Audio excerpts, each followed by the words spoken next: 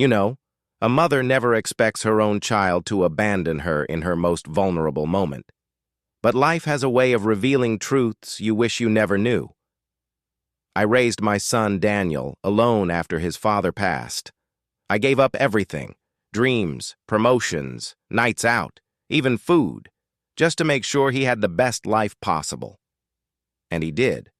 Private school, piano lessons, college abroad, and when he married that sweet-looking woman, Emily, I even handed them the down payment for their first house.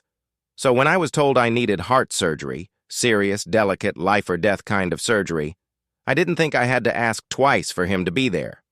I called him 1 week before the operation.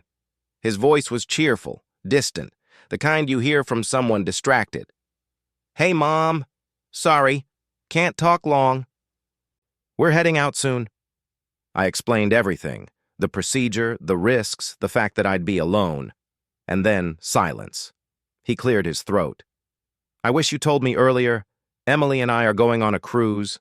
7 days, paid months ago, non-refundable." A cruise. That's what mattered. I hung up after a forced smile and a "take care."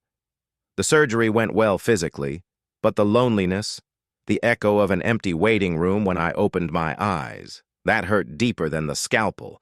The nurses were kind. A retired neighbor even dropped in. But Daniel, not a call, not a message.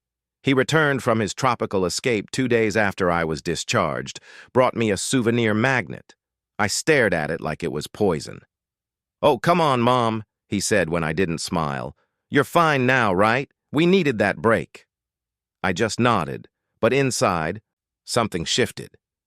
Now, I'm not a cruel woman, but I believe in lessons, and some lessons don't come with words, they come with experience. 6 months passed. I acted like everything was fine. I baked his favorite cookies, sent birthday gifts, played the part of the sweet, forgiving mother, and all the while, I was setting things in motion. I visited a lawyer, changed my will, quietly sold my old jewelry, the ones he assumed would pass to his wife one day. I donated them to a heart foundation. Poetic, isn't it? Then came the family dinner. He and Emily showed up late, all smiles. I made roast lamb, his favorite. And once the plates were cleared, I stood up holding an envelope. "I have something to share," I said. He smirked.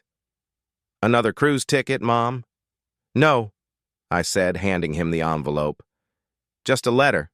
He opened it, read it, went pale. It was a legal declaration.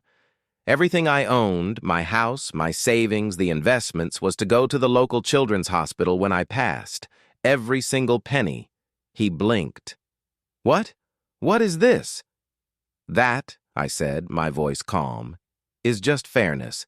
There are children who need love, care, and hope, and I'd rather give it to them than to someone who gave me a fridge magnet after heart surgery." They left in silence. He still visits now and then, brings flowers, asks how I am, but some silences are permanent, and some lessons echo louder than words. Monza Company said moral, never underestimate the strength of a silent heart. Sometimes it beats louder than betrayal.